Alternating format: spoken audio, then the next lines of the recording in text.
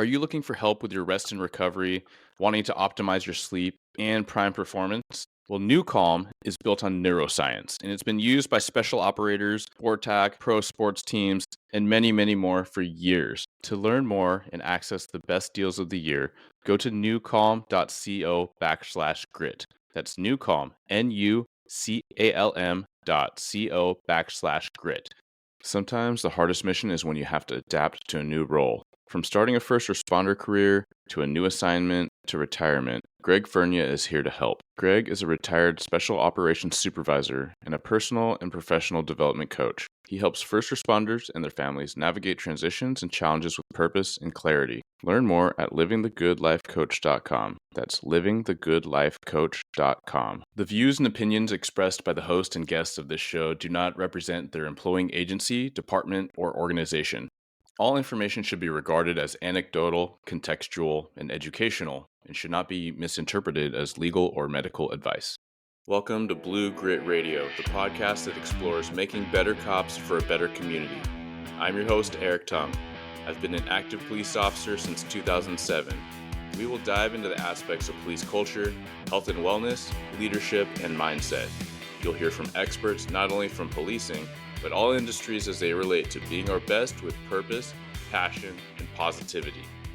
Join me as we share stories, lessons, and advice so we can all be better for ourselves, our teams, our families, and our communities. Hey everyone, welcome back. Thanks for tuning in. Today I have another conceptual deep dive in how to be more effective, but this is really generated off of a book review and diving into the famous 7 Habits of Highly Effective People by Stephen Covey. This is one of those books, very much like How to Win Friends and Influence People, that I've heard for years and years, but I never got around to opening. And every time I've brought this up, either in a conversation or I've had it brought up, the people that have examined it or taken a look at it or reviewed it, I kind of flipped through it, have extremely positive things to say. I remember hearing it first amongst more business related circles.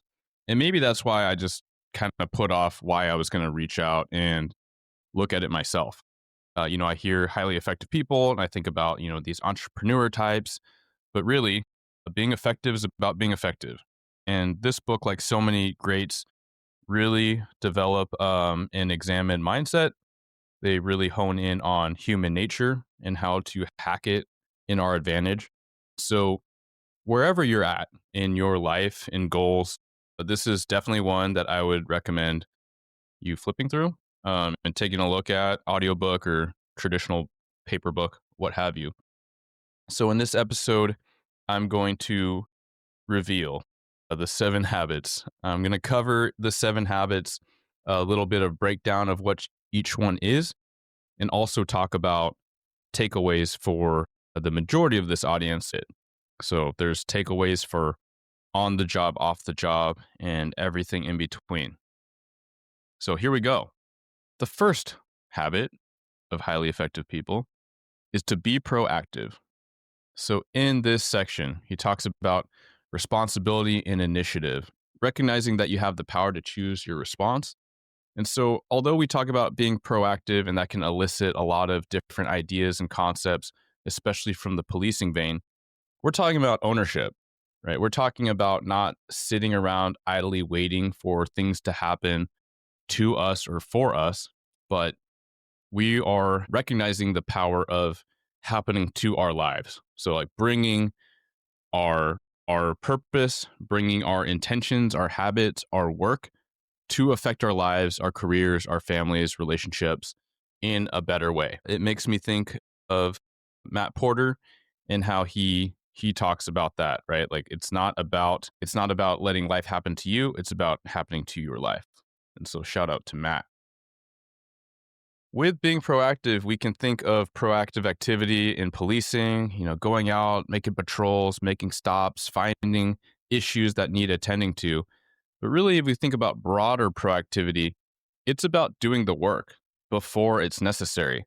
And there's a lot of takeaways to that in policing, in the industry, like dialing your fitness, dialing in your diet, right? Meal prep, that is being proactive. That's not arriving midweek into a long shift and a bunch of stuff happens. And lo and behold, we tell ourselves the narrative that all we have access to is convenience store food or fast food. Generally, it is not true. Generally, there is a 24/7 grocery store within our jurisdictions. Generally, there is a concept called fasting that is available to many of us if we just practice that and stretch our muscles uh, in that vein. But there's also prep. There's also recognizing that ahead of time there might be this dynamic where I can't just get whatever food I want, or that might be meal prepping. That might be keeping some healthier trail mix or some protein bars, something that agrees with your constitution and your goals in your patrol bag, in your patrol vehicle, in your office if you're stuck there late on cases and call outs.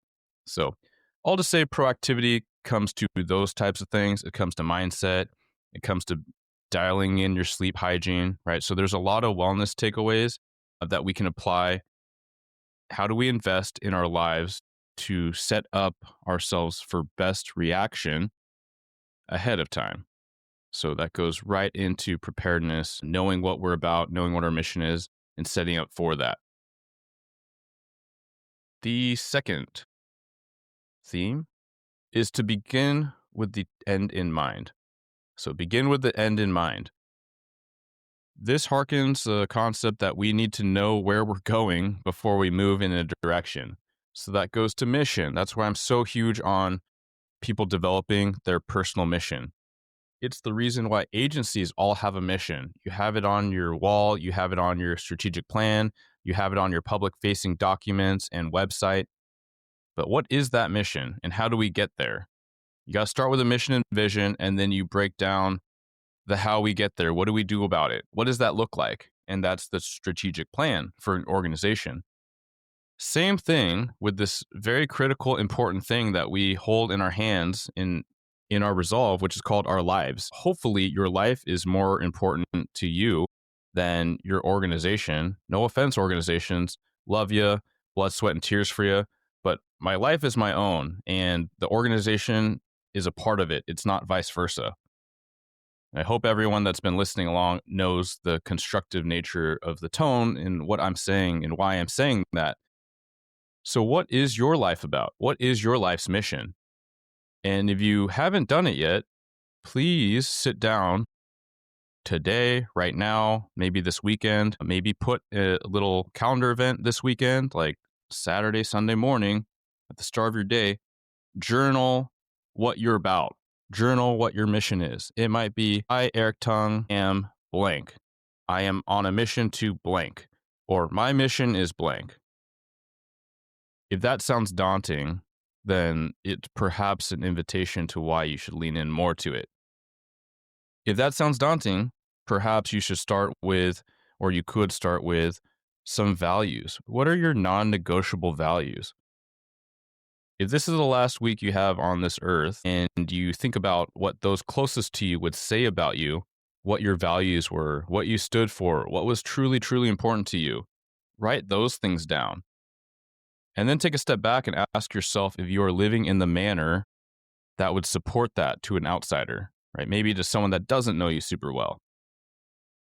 Are your actions or how you carry yourself or how you interact with other people, how you spend your time, how you talk about people to their face, how you talk about people not to their face, are those evidentiary to the type of person that you intend to be? And that's a version of your mission. So it is something that I spent much of my life not actively thinking about, kind of dove in here and there through life. But the more I do focus, the more I do take time to reflect, to journal, to think on these things, the more productive I feel, the more grounded I feel, the more balanced I feel, the more patient I feel with myself and others, the more at peace I feel, even when things are really rocky at work or in life, even when things feel really unknown and volatile and kind of freaky, then that's what I can lean back on. This generally does connect to sense of purpose, sense of faith in the world and beyond. And so I invite you to think about it in those terms. But by beginning with the end in mind, it does, for me, hearken this thought and this recognition of how helpful it is to think of stoicism.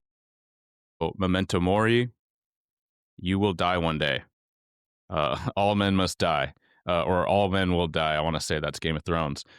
But that's not supposed to be scary. It's supposed to be sobering, right? It's supposed to wake you up to the impermanence of things and why we all ought to recognize the value that we have in the days and the time that we have, the gratitude that is baked into our lives if we make it a practice, and the good things that are in our lives if we make it an intention to reflect and find them.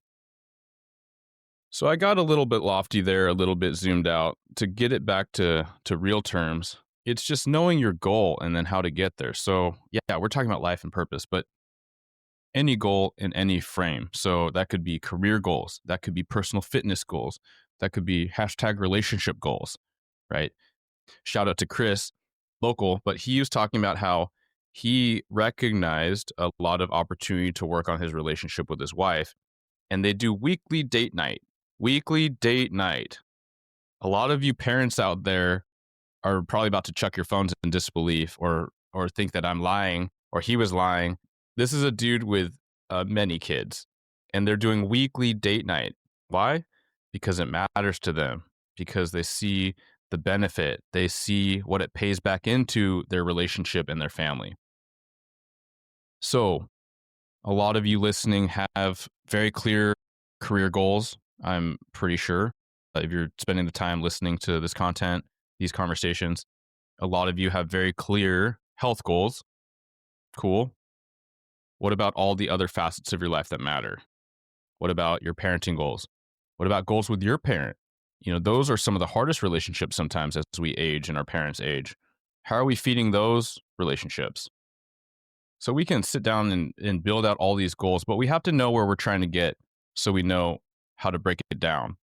And that can sound daunting, but just like anything, recognize the power of small, gradual steps if we're consistent, right? So whether it's adding one apple to my day and recognizing that'll help me remove one bag of chips in my day, that's not a huge thing. But over time, it's huge, huge dividends. So you got to define where you're trying to go, and then you can start working it back, breaking it down. You have a 5-year goal, write that out. Then define the 1-year goals. Then define the half-yearly or quarterly goals, maybe the monthly goals, and then into the bi-weekly or weekly goals. All right. Number 3, put first things first. So this is a perfect segue from begin with the end in mind. But then when we do break it down, what do we do first? Where do we start? And this is where, the book talks about literal habits. This is where a lot of the curriculum I've developed and recognize the power of habit, the power of identifying these little things so that you can build these adaptable, effective, personalized routines. So whether it's the Get Gritty course or Lead Yourself First, they both lean heavily into developing the power of habit in our routines and how those cannot be properly prescribed to other people in mass. We all know what that looks like. It looks like Instagram influencers that say something that sounds cool or do something that looks cool, and it doesn't work for me because X, Y, and Z. Or it worked for me 2 years ago, but it doesn't work for me now because life, aging, all these different things, right? Family, career dynamics, shift work, it all just changes. So it has to be adaptable. So put first things first, start small and simple. Recognize the low-hanging fruit around us, and then build momentum off of those things. There's a key idea that he shares, which is don't confuse the urgent with the important. This is extremely valuable in first responder work because a lot of things feel really urgent. A lot of, it tends to happen, especially in leadership and management. And I'm throwing myself in that little lot where we hear fire and we are apt to just yell and contribute to the chaos in some ways, right? We are very knee jerk and reactionary at times. But if we take pause and we actually identify the difference between what feels urgent or what's relayed as urgent to the bigger picture of things, then we can focus on WIN, the acronym, right? So what's important now?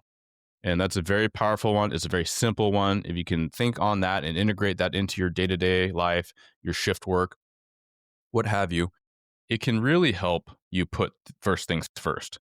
It can really help break down these really lofty, these big goals, these big, seemingly insurmountable challenges at times.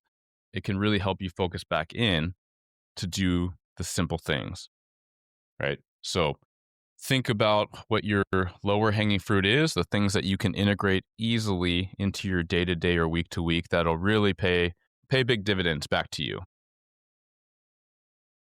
Thinking win-win. That is habit number 4.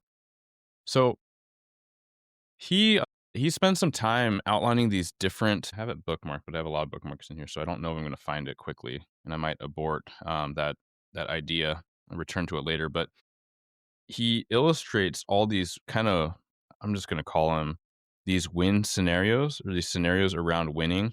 So there's win-win, there's win-lose, there's lose-lose.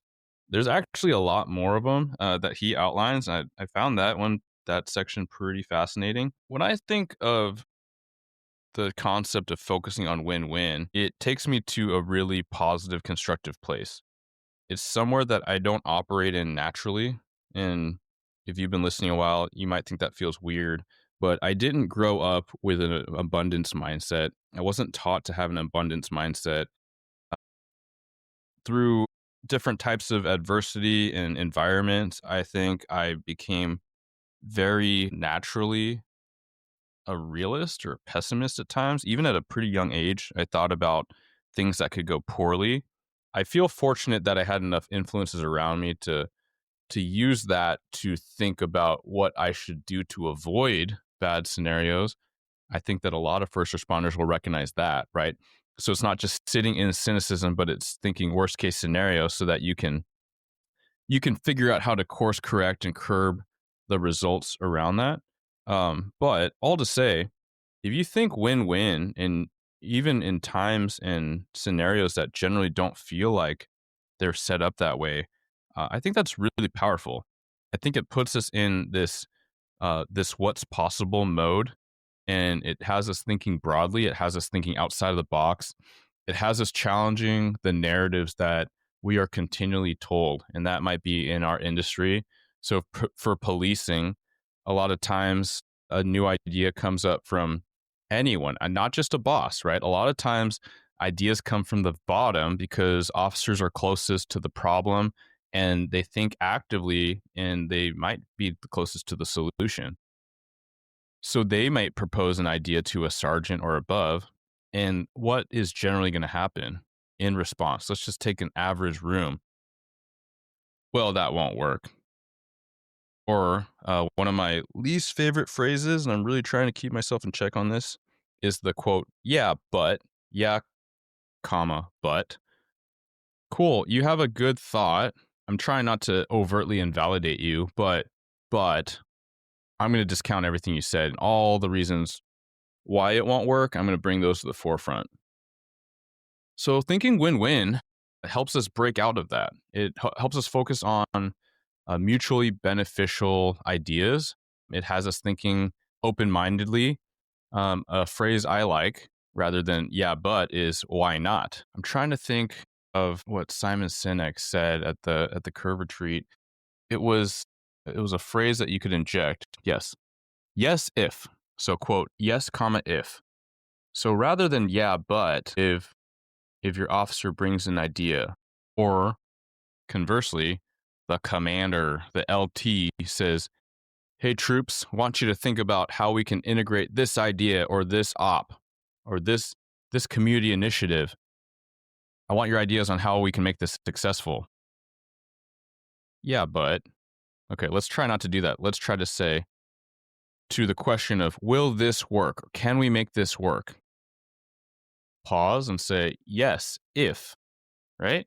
So, yeah, it can probably work if we have this in place, if we socialize it, if we have the right partners, if we have the right resources, if we plan accordingly. If, right? So, yes, if will definitely help you toward win win. We really want to seek outcomes where everyone gains, where everyone gets something out of it. And truly, that is the goal, right?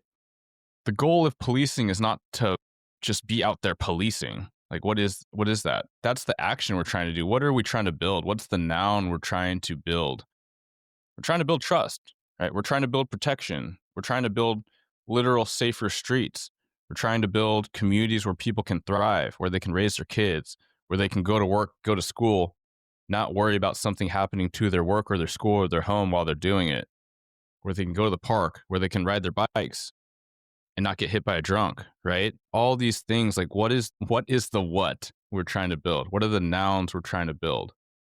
And how can we do it with a win-win mindset? Habit number 5, seek first to understand, then to be understood. Seek first to understand, then to be understood. So a lot of things pop into my mind when you crack into that chapter. You just read the title alone. It makes one think of empathy, and that's what he drafts out very clearly. It may make you think of emotional intelligence and communication. And these lessons, maybe you got it in in-service training, maybe you got it in leadership training, maybe it was in a Brene Brown book or an awesome reel from one of these influencers, Tony Robbins, whatever. But it underlines the concept that it's communication is so much more about listening than about speaking. Law enforcement and government agencies struggle with parking citations, often because no one will pay them. Boots or other devices are costly, and they invite confrontation when implied and later removed by enforcing employees. With Tire Tag, you can avoid many hurdles and ultimately promote public safety and revenue collection. To learn more, visit tiretag.com. For a thorough conversation on how Tire Tag can help your agency and revenue collection, visit episode 204. That's 204. This episode is sponsored by Hero Schedule. If your department needs better scheduling software that isn't outdated, clunky, and expensive, Hero Schedule is an easy switch. It's $4 per user per month, and they give you a free 30-day trial. Get started at heroschedule.com and click on Try Hero Schedule. All right, we're coming down on the home stretch. We got 2 more habits left. So habit number 6 is to synergize. I can't remember what movie it was. I feel like there was this comedy that really focused in on synergy, and they're like clasping their hands together to make this like yin yang kind of thing over the top of one another. Truly, it is to collaborate and get cohesive, right? So it's just essentially recognizing the power of a cohesive team. So all things aside, team tactics beat lone wolf approach. So what is the giant takeaway here?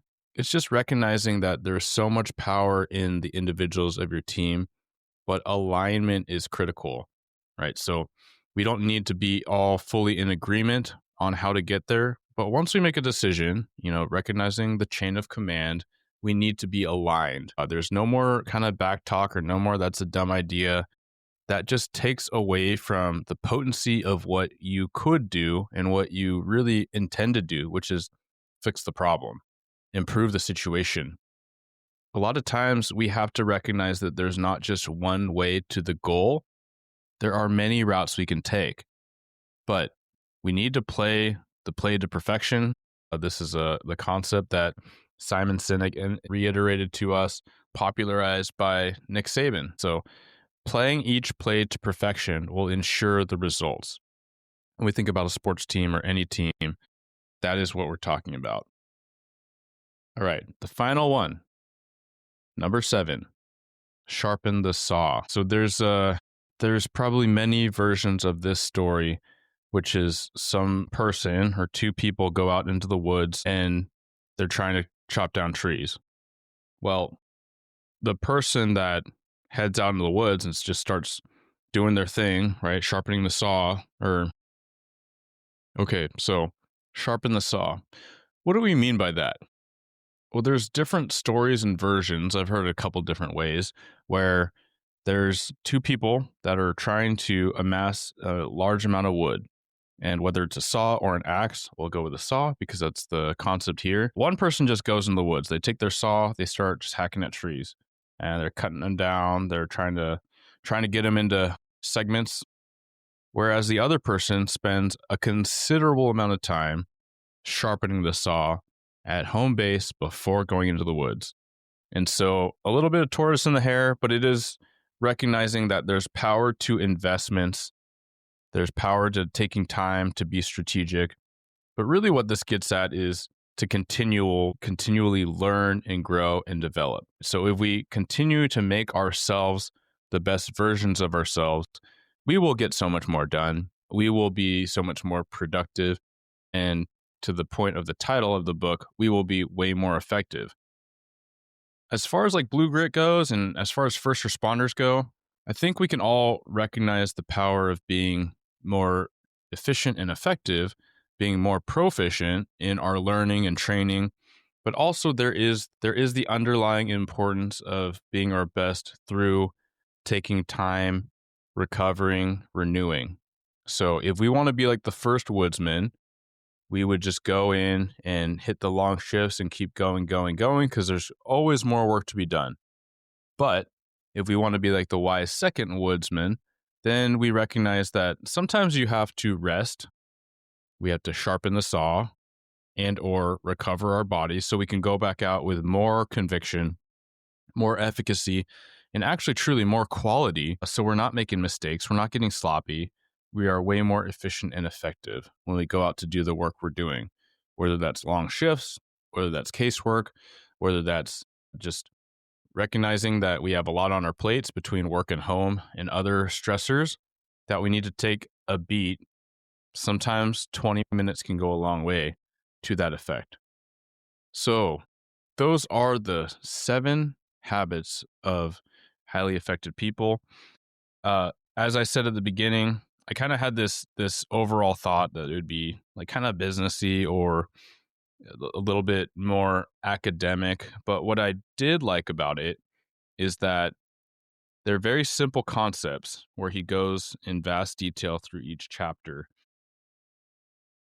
I mean, as far as the dive, there's a lot of details and anecdotes that help drive the point home. There's diagrams that are really helpful. Early in the book, there's this diagram with 3 overlapping circles, like a Venn diagram, whatever a Venn diagram is with 3. But it's skills, like how to, desire, want to, and knowledge, what to, why to. All right, so skills, desire, knowledge. And where that all overlaps is habits. So beyond the written text, there's a lot of visual aids that are very helpful. It really goes into the weeds on a lot of these concepts, which includes definitions and examples of language when we're talking about being proactive. So reactive language versus proactive language. He has diagrams of the circle of influence, right? Circle of concern. So these are things that are baked into Stoic philosophy and certainly overlap with a lot of Simon Sinek's work that's popularized later. Going back to the win-win section, the different concepts or different paradigms of human interaction being win-win, lose-lose, win-lose, purely win, lose-win, and win-win or no deal, right? So that's all together. Win-win or no deal is its own thing. And so I won't belabor it more and go into too much more detail. Truly for the best takeaway, it is worth getting a copy or borrowing a copy at your local library and pouring through it. I could definitely see a lot of benefit to listening to the audiobook. However, because of the diagrams and because of how some of these things are mapped out, it is one that I feel could be a lot more impactful for those to flip through, especially for those that are visual learners, because a lot of those points and concepts are certainly driven home in that respect. So with that, thank you for listening again once more. If you are not subscribed to the newsletter, please do so at bluegritwellness.com. It's where you'll find different deals, different offerings, as well as weekly gritty thoughts. So philosophical, kind of intellectual dives on different concepts I'm introduced to and different spins on them for the audience, whether you're a first responder or just a high performer in life, as well as summarizing the podcasts that come out every week and where you can follow along and engage on social media, LinkedIn, etc. So once more, thank you again. I love your feedback. I love your questions. I love your prompts and ideas. And I truly, truly appreciate your shares. Going to the show on Spotify or Apple to give a positive rating and review. All of it helps the show. All of it helps more people find this helpful, crucial information that I wish I had when I was a younger cop and younger man. And hopefully you do too. Thank you for tuning into another episode of Blue Grit Radio. As always, support this community by subscribing, giving us a 5-star review, and following, liking, and sharing posts on Blue Grit Wellness on Instagram. You can reach me there or email me at bluegritwellness@gmail.com. Be well and stay gritty.